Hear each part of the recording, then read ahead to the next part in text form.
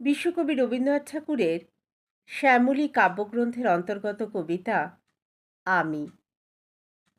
শান্তিনিকেতনে জীবনের প্রায় শেষ লগ্নে বসে কবির চিরকালীন দর্শনের গভীর অনুভবের প্রকাশ এই কবিতাটি।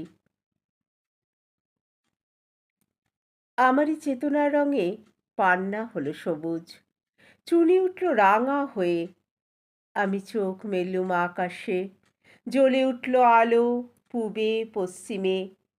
গোলাপের দিকে চেয়ে বললুম সুন্দর, সুন্দর হলো সে।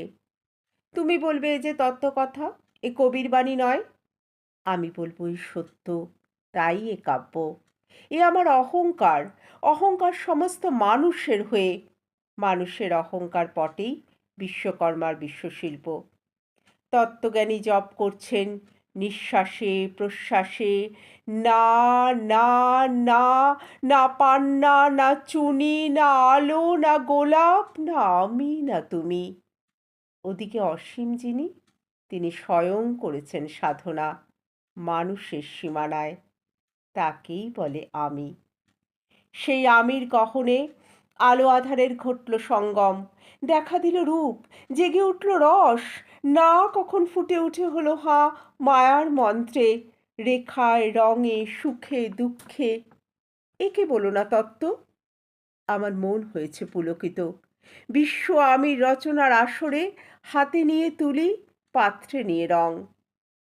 পণ্ডিত বলছেন বুড়ো চন্দ্রটা নিষ্ঠুর চতুর হাসি তার, মৃত্যুদূতের মতো গুড়ি মেরে আসছে সে পৃথিবীর পাঁজরের কাছে। একদিন দেবে চরম টান তার সাগরে পর্বতে, মর্তলোকে মহাকালের নতুন খাতায় পাতা জুড়ে নামবে একটা শূন্য। গিলে ফেলবে দিন রাতের জমা খরচ, মানুষের কীর্তি হারাবে অমরতার ভান, তার ইতিহাসে লেপে দেবে অনন্ত রাত্রের কালি। মানুষের চাবার দিনের চোখ বিশ্ব থেকে নিকিয়ে নেবে রং, মানুষের চাবার দিনের মন ছানিয়ে নেবে রস। শক্তির কম্পন চলবে আকাশে আকাশে, জ্বলবে না কোথাও আলো, বিনাহীন সভায় যন্ত্রের আঙুল নাচবে, বাজবে না সুর। সেদিন কবিত্বহীন বিধাতা একা রবেন বসে, নীলিমাহীন আকাশে ব্যক্তিত্ব হারা অস্তিত্বের গণিত তত্ত্ব নিয়ে।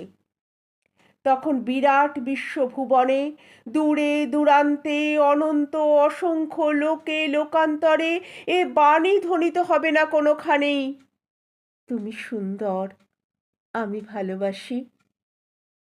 বিধাতাকে আবার বসবেন সাধনা করতে যুগ যুগান্তর ধরে, প্রলয় সন্ধ্যায় জপ করবেন কথা কও কথা কও, বলবেন বলো তুমি সুন্দর, বলবেন বলো আমি ভালোবাসি।